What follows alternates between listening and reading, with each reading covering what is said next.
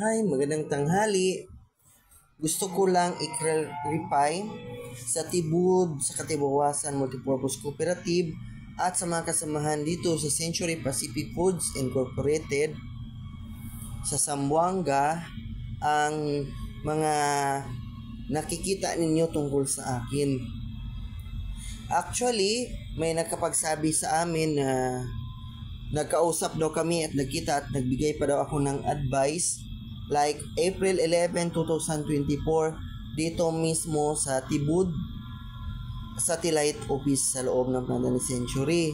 Whereas, gusto ko lang ipaalam sa inyo na sa nakaraang post ko po sa Buhay-Buhay, nag-post po ako na sa mga pitsa pong iyan ay andoon po ako sa boarding house sa morning dito sa Talisayan at pagkatapos ay pumunta ako sa afternoon sa Kawit para magpunta sa Karagasan para maligo. So yun po yung activity.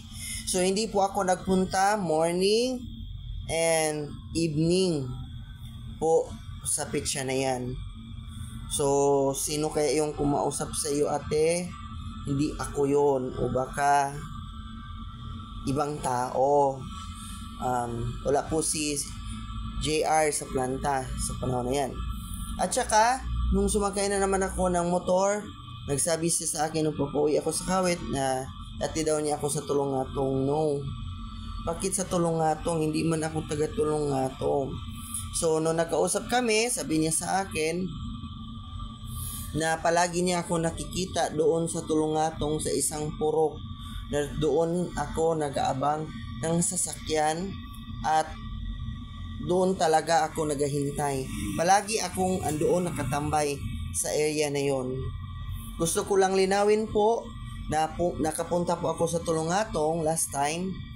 Kasama po ang buong Tibud family dito sa Zamboanga City para po mag-hires ng mga tao. Pero pagkatapos na po doon, dahil nagbalik na po ang production, hindi na po ako nagsama. So kung palagi nyo po ako nakikita na nagtatambay doon, baka ibang mukha po yon at hindi ako. Kung nagkausap man din tayo, pabor po na pagsabihan ninyo kung sino siya. Baka kamukha ko lang kasi hindi po ako nagpunta sa lugar na yan. At lastly, yung nakita ako kahapon ng hapon sa may clinic na naka white cap. Hindi po ako pumupunta kahapon sa clinic.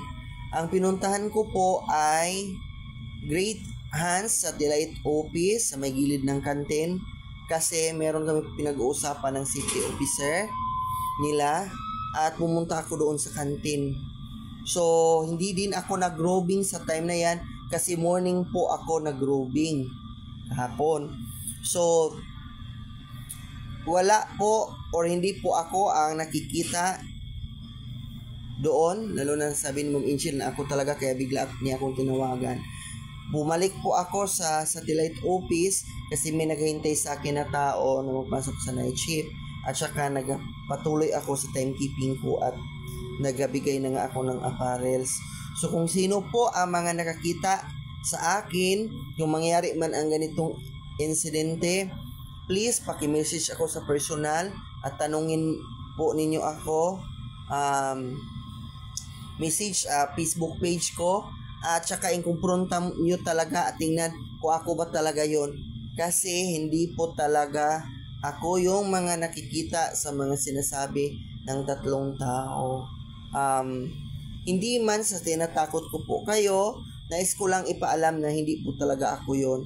At kung for example nagkausap man kayo ng taong yon, tanungin niyo siya kung ako pa ba yon, kasi never po talaga akong nakikita sa mga lugar na yan na nakipag-usap sa mga tao na yan or pumunta sa mga oras na yan na nakikita ninyo.